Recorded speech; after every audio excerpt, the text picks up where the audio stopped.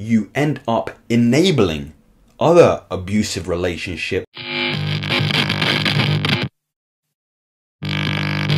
Thought I would stand up and preach for a change. So what's really interesting about how the events of contemporary modern media are unfolding at the moment is you can extrapolate some of these examples and you can use it to draw lessons for your own life. So of course we're going to be talking about the controversy of Will Smith and his frankly embarrassing behavior at the 2022 Oscars, where he accosted a comedian, Chris Rock. Frankly embarrassing. It really says something about the state of our culture at the moment, where an individual, a professional individual whose occupation it is to make light-hearted jokes, entertain, and on occasion roast some of the individuals in the audience, can be subject to physical violence because of this man's emotionally compromised state of being. And that ultimately is what it boils down to.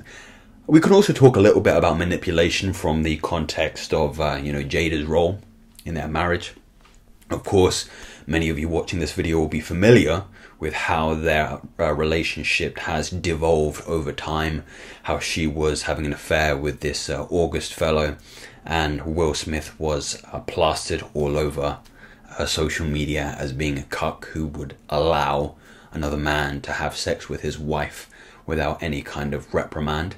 And this particular outburst is indicative of all those emotional baggage that Will has been carrying around all since that time. And unfortunately for Chris, he was merely pointing a little bit about that situation, how fragile that particular relationship was. And we see the immature masculine come out. We see a man being reactive instead of proactive. We see a man who has been over-identified with anger, guilt, shame. See, it wasn't really will there. It was anger. It was shame. It was apathy that gripped him in that current moment that allowed him to do a violent act on that particular comedian. So what can we learn from that particular again, embarrassing situation? Well, we can learn that first and fundamentally, if an individual is unfaithful to you in a relationship, regardless of your gender, it really is what I would like to call mad, mutually assured destruction, in the fact that as somebody who has committed the infidelity, you destroy, you dismantle, you absolutely ruin the value of trust in that relationship. And without trust in a relationship, you can't continue to progress. You can't continue to move forward. Even if you make amends, and maybe there are many men out there, throwing their toys at the pram, saying that, oh no, my girlfriend cheated, or if a girl's watching this, oh, my man cheated. It was indicative of another issue that was, going wrong in our relationship. But we healed that now. We're moving in a different direction. Things are better. Unfortunately, your days are numbered, because regardless of any kind of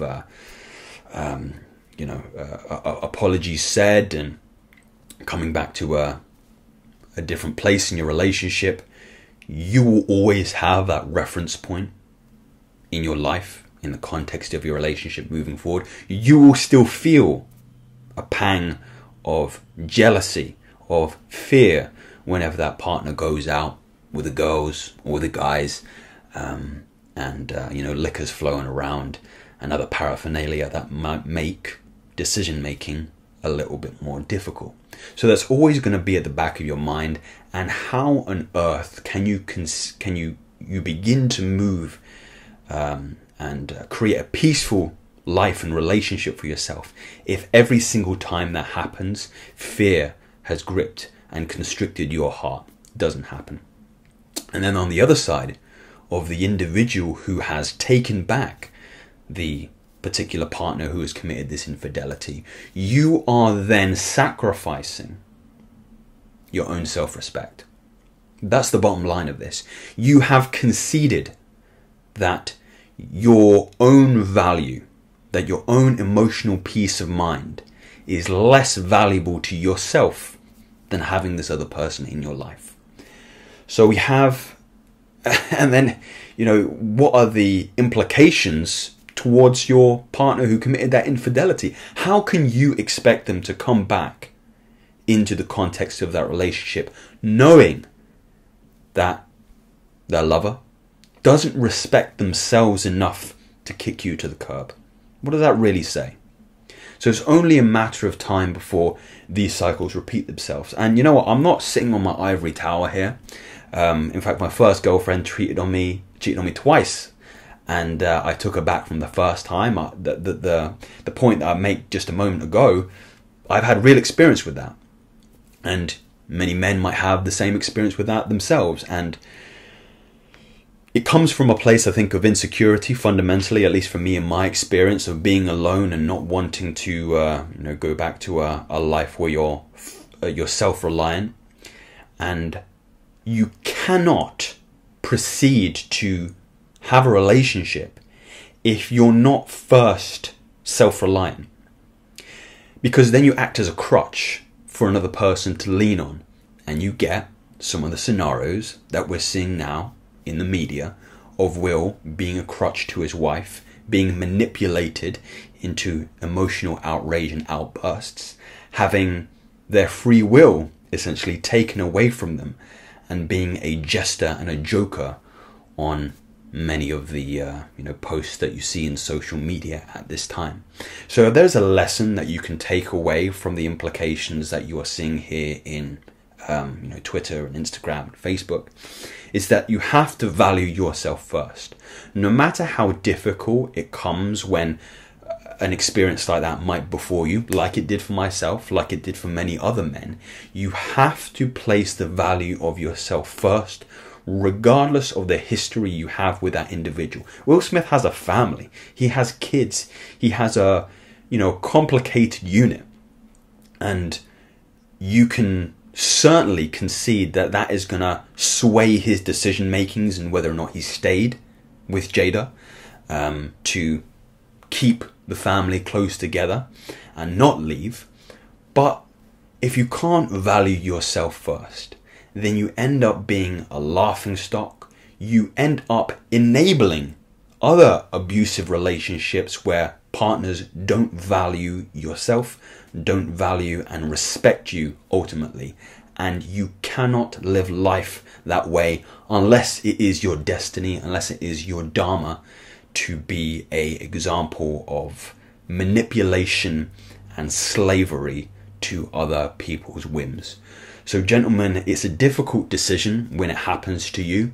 If it's ever happened to you, there is pain. It's hard to quantify where that pain kind of comes from, but it's up there with some of the darkest experiences you will have in this life. And if you're fortunate to avoid it and take it to the grave without having that experience, then you've done a lot better than most of us. But you have to put yourselves first. You have to put your own values and self-respect ahead of anybody else's. So it's my invitation for you this fine evening here in the UK to be selfish, put yourself first, and realize that if somebody else doesn't value what you bring to the table, there are an extra 3.5 billion other women out there who will put you first. So gents, if you enjoyed this video, if you subscribe to the message and the sentiment from which it proceeds, you can subscribe to me, and I'll bring you something else very, very soon. Take care.